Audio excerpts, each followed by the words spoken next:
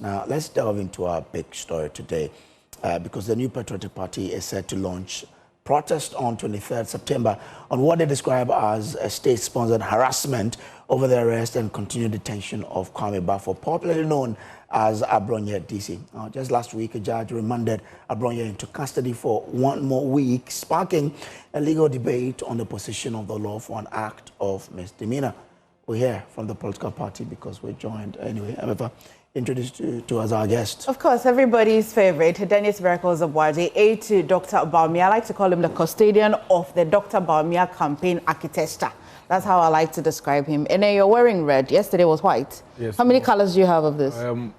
I think about 5 different colors.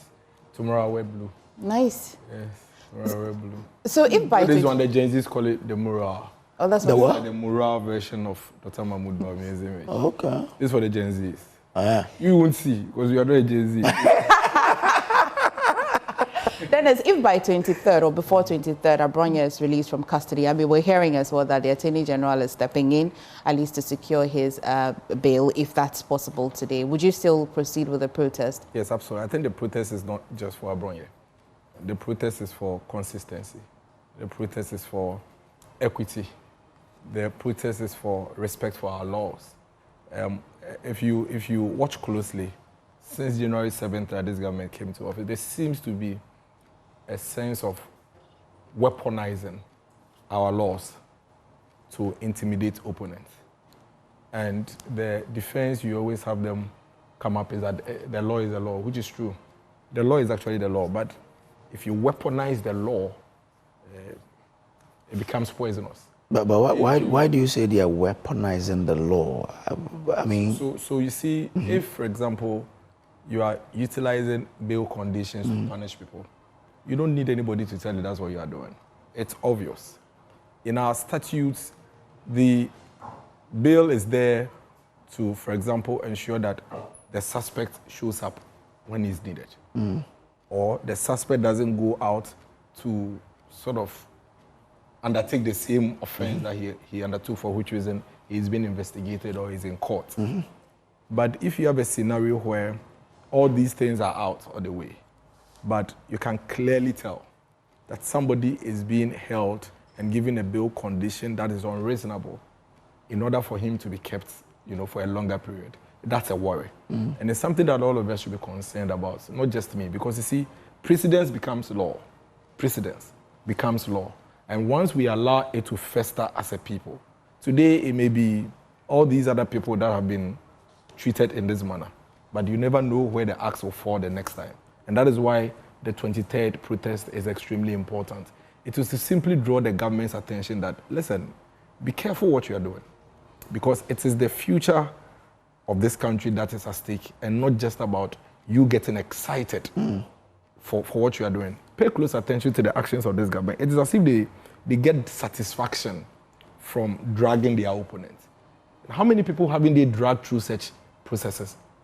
How many of them are actually in court with charges that are being handled in court? So it's like their satisfaction is, let's drag you from your house, let's put handcuffs on your hands, let's take pictures of you, give it to our social media people to share and mock you, let's go and put you in the cells, let's give you a bail condition that is almost impossible to meet, let's arraign you before a certain court that we are sure we can get what we want from, and then push you up and down.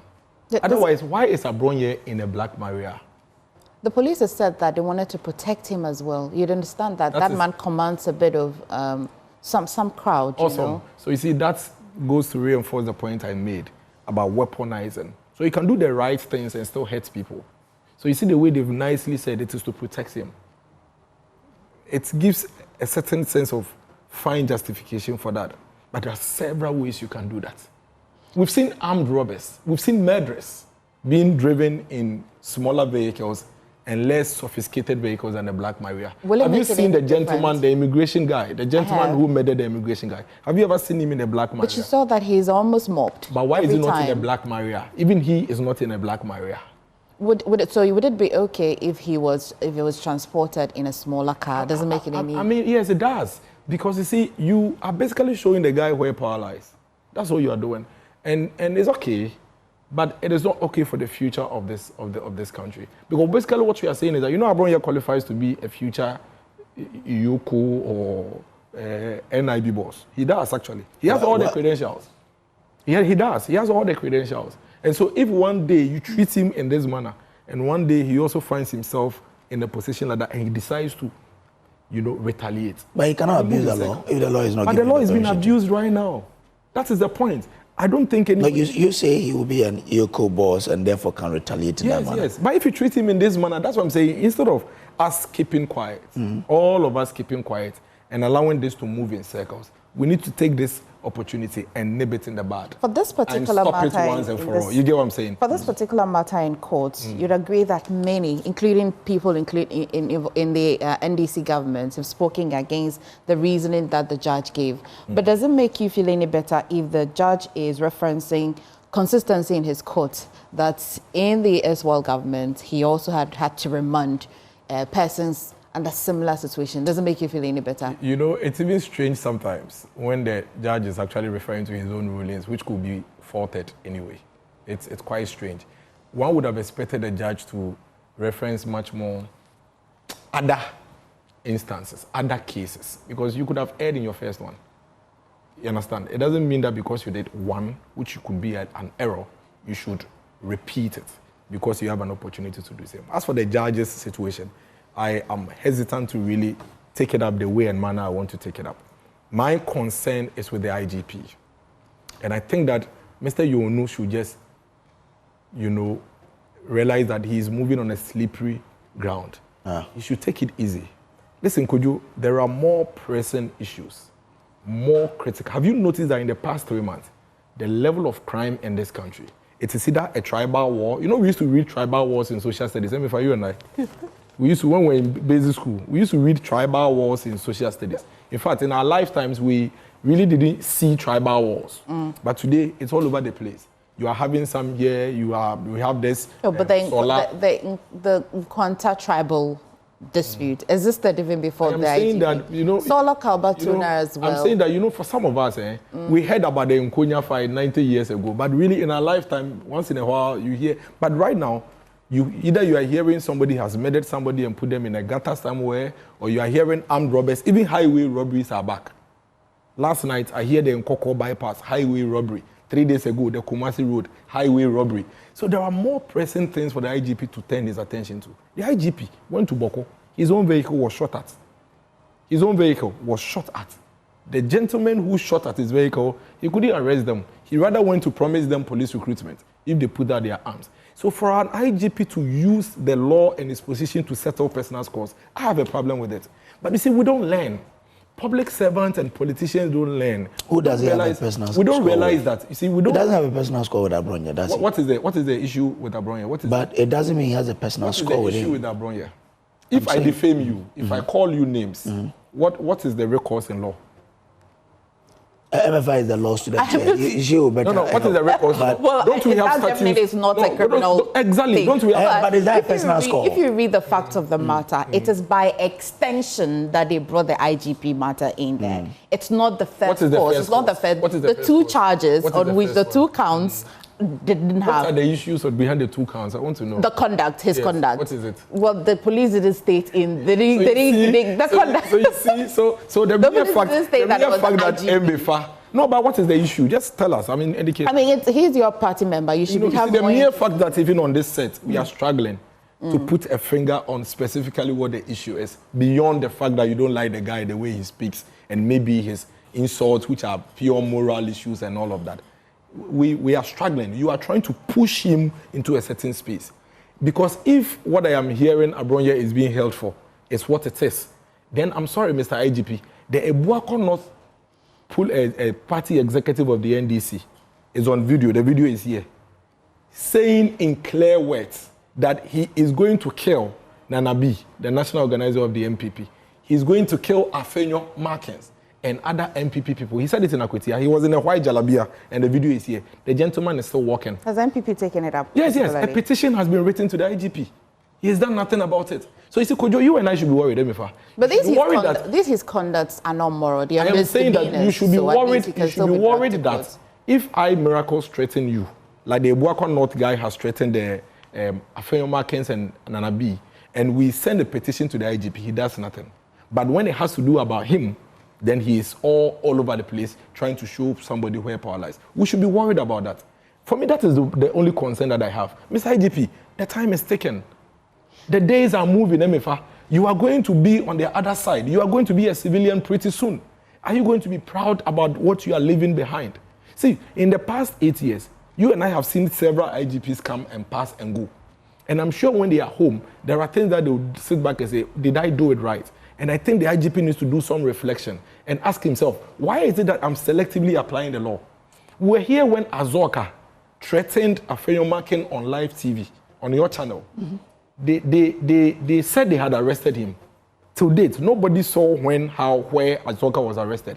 And yet, 3 nights ago, yesterday, and even this morning, the police have released statements with suspects they had arrested with handcuffs. We see Abronye every day moving up and down with handcuffs. How come we never saw the NDC guy in handcuffs? How come the NDC guys who are threatening everybody across the country are moving freely? That is where my worry is. You are selectively applying the law, and that is not law. That is discrimination. But at least the Attorney General, if anything Martin Pebo has been saying is anything to go by, the Attorney General says that today they were going to step in. They have an interest in that. You think it's okay that we are the mercy? Charges. No, hold on. You think it's okay? It's not messy. You think it's okay that we are the mercy? But it's not it's not messy. That we are the mercy and discretion. It's not. Now what is messy. it? No, but he's been remanded for 1 week. So if you say the Attorney General is intervening, it's messy. We thank him. We thank him. Oh dear. We thank him. Let's talk about Bawumia. The most important thing here is that the IGP should just be fair and apply the law equitably, or with equal arms or hands. Is that not the case? Yeah, as the judge says, we are not equal before the law. Why are we not equal? Why? Why do we have social classes? So as we sit here, what is the benchmark to determine your level and my level and Kojo's level, so that we can be measured and know at what point we'll be picked up and at what point will not be. You have a morale shirt on. Yes. So I am protected. Who's the complainant in this issue? In Abronye's issue? I haven't come across that. Okay. But you see, it's a very legitimate... Because if you commit a crime, the police can pick you. You don't need an individual. I wanted to base on that to ask Miracle a question. Because Miracle seemed to be hard on the IGP. Instead of, because it wasn't the IGP who remanded him into prison custody. It was a court. Oh, of course. But the IGP, you see, but the state goes to pray for the remand. Yes. The judge but it is left for the judge to say, I listen to your prayer or not. But we know the matter. The lawyers of Abronye had actually been told what the issue is. In fact, they've been played a video where apparently Abronye was using certain words, which the IGP finds unpalatable. Yes. You understand? So we know what the issues are, and we know the facts behind these issues. And I'm saying that these are misdemeanor issues. We get it, but it's not the IGP who says, I'm reminding you. The IGP is the one, the IGP and the police are the one prosecuting the matter. Yes. So they are the ones praying the court for remand. Yes. So what are you talking about? But it's left with the judge to say, or the court to say. But we've read the judge quoting memes of Mugabe to make relay. I don't want to see, I am hesitant to attack the court in picking on the court. Right, that's why I'm trying to stay out. But we've read it. I mean, if we have a judge using memes, memes, have you seen those memes? Those Mugabe quotes, which are actually not Mugabe quotes. Yeah. Because that quote, for instance, is an Indian Army quote. But if you have a judge using that, then, I mean, we are in trouble. We're in trouble. As for that judge, I'm sure in the next few days he'll probably get a promotion. Because if it is not for a promotion that he's doing what he's doing, then I'm afraid though. I am so afraid that right now I don't even know what to say and what not to say, because you may never know. And when you are picked up in the morning, you don't even know which judge you are going to be presented to, and whether the judge is going to use the law or is going to use Mugabe memes.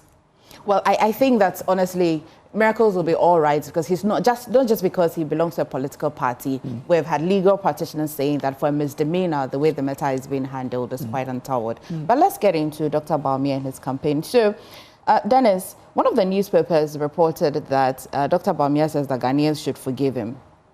What for particularly? And that the Constitution this morning also says that we'll maintain Bawumia for 2028, Ashanti region speaks.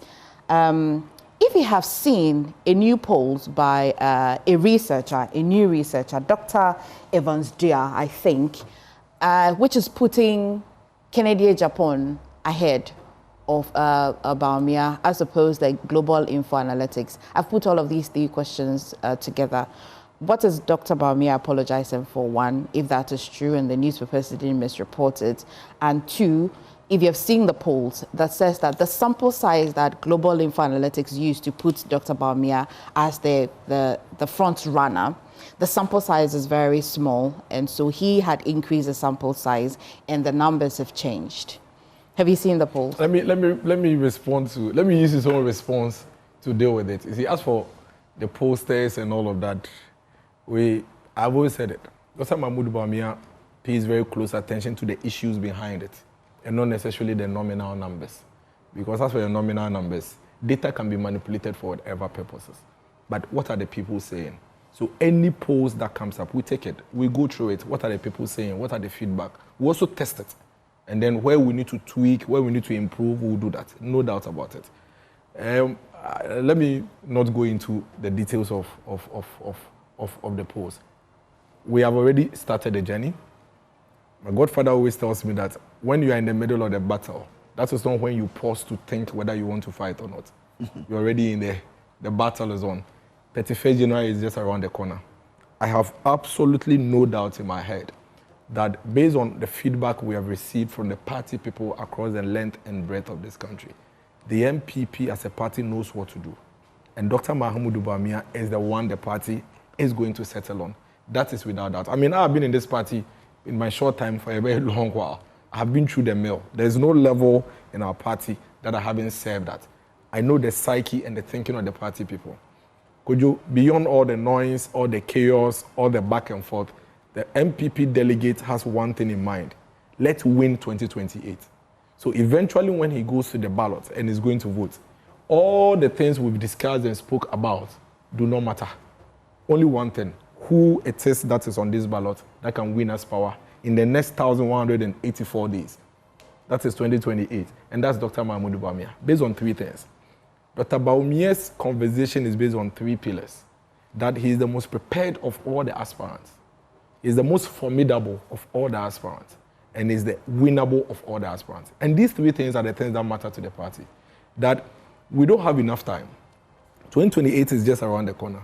Who amongst all the people asking us to make flag bearer is ready to take on the fight right from the get-go? That's Dr. Mahmoud Bawumia. For 16 years, he's been doing politics in this country at the highest level. None of the aspirants can beat him to that. He has been down this journey. He has seen the ropes of the work. He knows when to stop, when to run, when to pause. He knows what to expect. When he enters the strategy room, he's no longer going to wait and say, this is how we do it. He's going to say, the last time, this is what we missed. We did this, we got it right. This, we didn't get it right. Then we amend and we make progress. He has run 5 elections in this country, 4 of which he was a running mate, 1 of which he was the main candidate. He has the psyche and the mental fortitude to know what is ahead of us.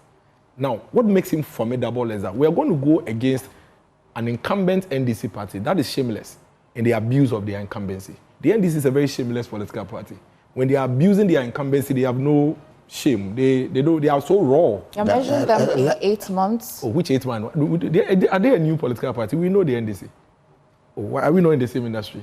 So this shameless. Didn't they beat us at Ablekuma? Not. Did they beat us at Ablekuma? Not. Were you in Akwetia? If you were there, I saw you. When the gentleman was giving you that money, it was part of the monies they were sharing to people to come and vote. Let me just make the point. They are very shameless. This eight people that the police said that had been charged and then they were fined. I never saw any document that says that they were NDC. You're not going to even allow me to. You are going to digress. But let me. No, but because have you seen them? Have you seen these 8 people? Did you see them? I don't have to. We were the ones beaten. Okay, I was there. Jackie protected me. In fact, if there was any, yes, I mean, I owe Jackie a lot of gratitude. I'll never stop saying. How can she protect? I've gone into that before. Anyway. So you see, if there was proper prosecution, I should be a witness. The person who was beaten was not even called into any matter to even pick any because they pleaded guilty already. But who are they? We know the people who beat us. We don't think it is these people. Wow. Yes. Because we know the people who beat us, and the people who beat us, we know them, they are walking freely. You see, there's something interesting going on in this country here.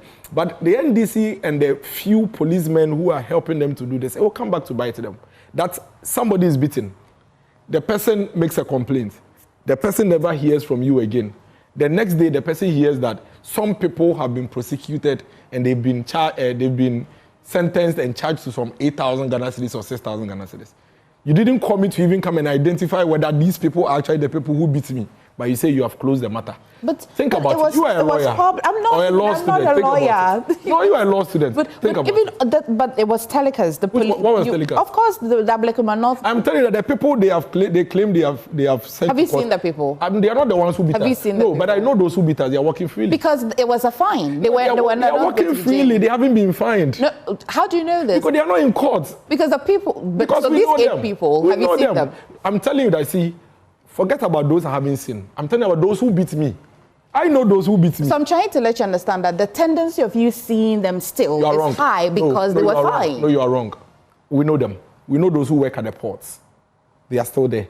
Obviously, we are in the same industry. They are our friends. Was the punishment supposed to get them to not to work at the ports? No. The punishment was to make sure that I identified those who actually beat me. The punishment is for you to pay a fine. But the ones, they are working free. They are not the ones who have been fined. Okay. You get what I am saying? Okay. So we don't know those who are fined. You are not the ones who were beaten.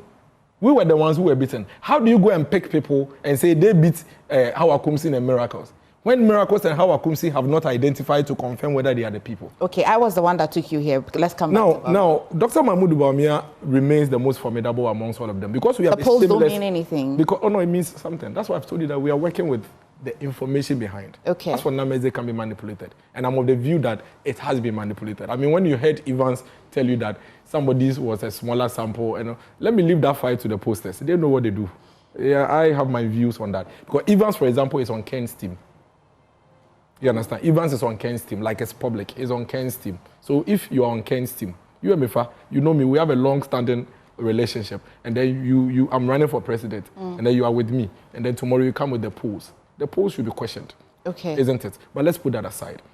In terms of the kind of incumbency or government we are going to face, the party needs a leader that will be able to deal with the situation. And Dr. Bawumia has been there. Is the Professor Michael Quay report public? He has put himself in the line of fire for so many years in protecting the NPP and projecting us. And if I look at all those who are running, we need that person that can take on the NDC without looking back. And that's Dr. Mahmoud Bawumia. And finally, and most importantly, is the winnable of all of them. You see, politics is science. Politics is social science as well. In this country, there is a certain electoral history, which is anytime you put yourself up for presidency for the first time, the likelihood that the people would make you the president or give you the mandate is low. And the reasons are clear. And that is why in 1996, when President Kufuor came for the first time, in spite of all the likeness that President Kufuor had, the people said, let's allow Rawlings to finish what he's doing. And then take time and hear President Kufuor. Then in 2000, guess what? In the year 2000, President Kufuor was coming for the second time. The person who was going to run against President Kufuor was a certain vice president, Professor Mills. Professor Mills, in spite of all his likability and everything, the people said, we've been listening to President Kufuor for a while. We've heard him for a while. You are coming for the first time. Shall we let you wait a bit and let's get President Kufuor to come in? Then in 2004, remember, so far so good. President Mills came again, but they said, well, Kufuor is on track. Let's get him to finish. In 2008, Nana Addo Dankwa Akufo-Addo, who was one of the most popular politicians you can find in this country, long-standing member of parliament, very popular foreign affairs minister, came for the first time, was preaching free senior high school, a big thing for this country. But the country said that, no, you just came. We have been listening to Professor Mills for a while. We've soaked and absorbed his vision for a while. Let's give him an opportunity to also deliver. Then we came in 2024. In 2024, Vice President Dr. Mahmoud Bawumia was coming for the first time, articulating his vision for the first time to be president. Even though he was vice president, that was the first time he was putting himself on the ballot. Guess what happened? The people felt that whatever it is John Mahama, His Excellency, has been telling us in the past 8 years, maybe it's time for us to get him to also deliver for us. Whilst we take time to listen and soak your vision. What's the catch? Hold on, to soak your vision as vice president. Now, the point here is that the history of elections in this country clearly indicates that anytime you come as a first-timer, the probability of winning that first-time election is almost zero. And that when you come against a candidate that is coming either the second or third time, that candidate is likely to win ahead of you. This is data. Now, as a party, when we have data and science staring at us, we cannot go for assumption. So you hear the other aspirants say that we can win. Yes, me, I can win. I am popular. It is true. You could win. You could get 80%. You could get 60, 70% in the 2028 elections. But these are just your words. This is you telling us to assume and hope that you can win. As against Dr. Mahmoud Bawumia, who has actually gone into the contest before, and we have an opportunity of going against an NDC candidate who is coming for the first time. That candidate has never, ever run a contest. The NDC are changing their candidate. So the NPP's advantage in this election is that we get to present a candidate that has gone for an election before against an NDC candidate that is coming for the first time. What does the electoral history and political science tell us? If you bring a candidate for the first time against a repeat candidate, that candidate is likely to beat your repeat candidate. And that is one of the things that make Dr. Mahmoud Bawumia the leading candidate in this contest. Has said that John Mahama was defeated by the NPP in 2016 by around 1 million votes. Now, it took him 8 years to win back. And then if you were defeated by 1.7, he says, how many years will it take? Isn't that a good enough question you think your party people will be, sort of giving some mind to say, well, this might take us a longer time and therefore we need to change? I think we maybe that is even a more reason why Dr. Mahmoud Bawumia is in pole position ahead of them. So let's work with that mathematics.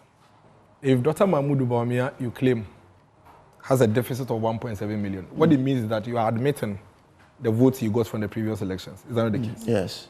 Against you, who doesn't have any because you haven't run the contest at all, who has a longer deficit or a bigger deficit to fix? Obviously, it's you.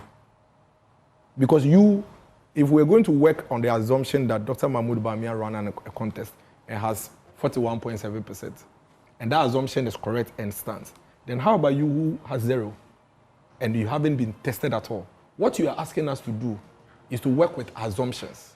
An assumption that when we bring you, you could get more. Because he believes he's popular, he has what it cuts. Okay. We don't work with belief, we work with numbers. So if the NPP has a choice to make between a candidate that is asking us to hope and believe versus a candidate that has numbers to show and says that, listen, I ran one, I had 41.7%. I have a 9% gap to fix. If all things should stand constant, like they are doing in the mathematics, because with the mathematics they are doing, it means that they are holding all variables constant. If all things should stand constant, it means that Dr. Mahmoud Bawumia has a 9% gap to fix. Would you leave a 9% gap and go for an assumption which is starting from 0? And that is where the problem is. And that is where the logic in that conversation is. Do you know the gap Dr. Danado Dankwa Akufo-Addo came in 2012 elections with and where it went to? So that assumption is completely flawed. It's a completely flawed mathematics. If we're going to use mathematics, then we should also pick the probability theory and say that probability of you who is coming for the first time from a 0 winning the elections is way lower than the probability of somebody that has gone in before, tested himself before, and knows where the gap is. That conversation is extremely important. Okay. And it's a determining factor as to who it is that can lead our party going into the next elections. And I like that conversation because that conversation, no matter the scenario, puts Dr. Mahmoud Bawumia ahead of all the other candidates. What's he apologizing for? I'm quite curious. Yeah. And a concern that seems to suggest that the Professor Michael Quay reports must have been read by him. Yeah. You can confirm or debunk this. Because I have tried to search the document. You have said that, I recall the last time we had a conversation here, you said that report is an internal document. You were not going to even discuss it. Of course it is.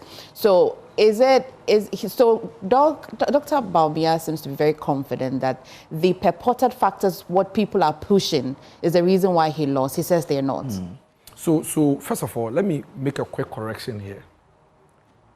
The Michael Quay report is not as if it's been hidden from everybody. The truth of the matter is that National Council received a full-blown presentation of the Michael Quay report at the National Council meeting. So National Council members, who are like the main people beyond conference, have actually seen the report or seen a summary of the report. It was presented at National Council. Okay. The committee came to present all the facts and the issues and the recommendations and the way forward. So anybody that tells you that nobody has seen the report, the person is completely lying. What it is that document, which holds the report, cannot be put out there for everybody. We are in a competition. We are competing against an opponent like NDC. And you are saying that our strategic document, that has a diagnosis, that has recommendations, should be put out there for our opponent to pick on it. Then what are we doing to ourselves? So the people in the party from, and you know National Council is a large body, very large body, have seen the document. So it's not surprising if anybody cites it, right? No. I mean, you may cite it, but if you are not having the entire document, which puts our issues in the hands of our opponents, then we are. Let's get it right. No, let me come to the whole apology. I'll let you go there, but this is on the report. Yeah. Are you saying here and now that every member of the National Council has the full document? No.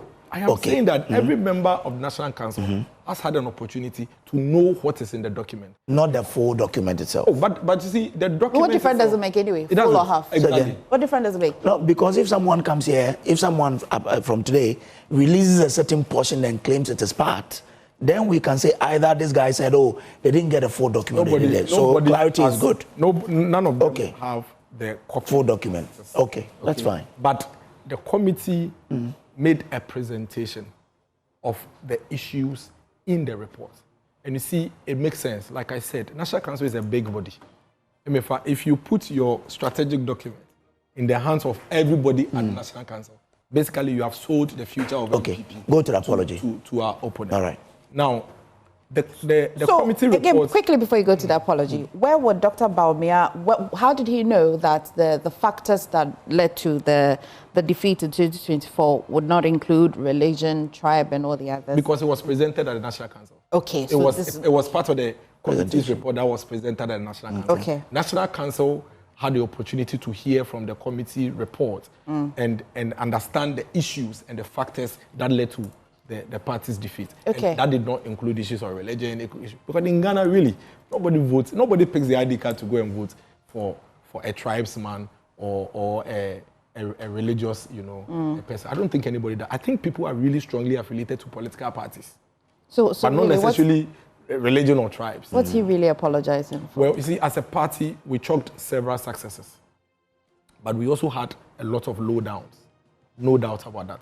And especially to our delegates, we owe them a lot of apologies because there are certain specific things that they referenced once we were in office and we're asking that the government should do, which we didn't do, which have found itself reflected in the Michael Quay's report as one of the reasons why they did not turn out. Because, every research that has come post the election shows that a lot of NPP people were angry and they didn't turn out. Why were they angry? Well, you didn't listen to us. There were things we told you to do. For example, party people were asking for reshuffle of ministers. The government didn't do it. But if a government is seen to be listening to delegates every now and then, what would that make of a government? Why not? The party is not made up of only those who are in government. The party is made up of all the delegates, including those at the... If I give you power, it's because I trust that you can take decisions for me. Yes. So if I give you power and then in the next minute I'm asking that do this, is that feasible? I make input. And you see, if you don't do it, then give me results. If you don't do it, then give me results. But if you don't do it and you don't get results, then you owe me an apology, isn't it? Okay. And that is why Dr. Mahmoud Bawumia is not the only... when we started or post-elections, we had the thank you tour. The thank you tour. And at the thank you tour, that is where the General Secretary actually outlined the issues from the Michael Quay's report. Okay. Because he has a copy. Yeah. Outlined the issues from the Michael Quay report. Okay. And then went ahead to issue apologies where they are necessary. Okay. And I think that so far, the party people and the Ghanaian people have received this apology in very good faith. Okay. What it means is that you have identified clearly where your gaps are and you are preparing to do right. Okay. When giving the Thank you very much, Miracle. This one says, Dr. Bawumia is a formidable candidate for the 2028 elections, distinguished by his extensive experience, meticulous preparation, and considerable electoral appeal. His notable attributes, including humility, compassion, exceptional leadership acumen, integrity, intellectual rigor, and an unrelenting pursuit of excellence, positions him as a compelling figure to spearhead and unify the New Patriotic Party going into the 2028 general elections in Ghana. No amount of insult, lies, or shenanigan can change that. Mancha Bruce, the second in Takrady. He brought a very lengthy one, but we just have to leave it here. Well, could you always a pleasure having Dennis today. I know it's a long week. Yeah, we'll have you again. But the time. Look at the time. 2 seconds. Please, as I leave, all of you should join the citizens of this country on 23rd September for the protest. But most importantly, please, let's get the president to come and give us a better response to Kojo Yangson's question on Galamsey. The president has given us the weakest remarks by any president we can remember when it comes to the way he wants to tackle Galamsey. And if we don't deal with it, he's going to run this country. Thank you for using your 2 seconds judiciously. But we've been joined by Dennis Miracles of Waji, aide to Dr. Bawumia. Always a pleasure to have him in the studio. You're watching the AM show. Please stay with us. We'll be back shortly.